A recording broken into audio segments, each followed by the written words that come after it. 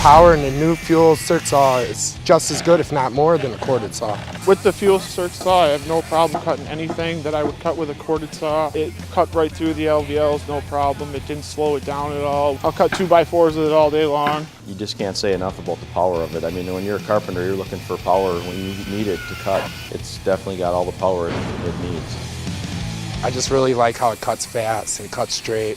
The new Milwaukee fuel circ saw is all about speed. The new 12.0 battery lasts all day. The 12.0 battery gives a tool plenty of power throughout the whole day. The new fuel circ saw is very heavy duty, nice, compact, tight, strong, feels good in my hand. That's what we need out here. Oh, it's heavy duty, it's great.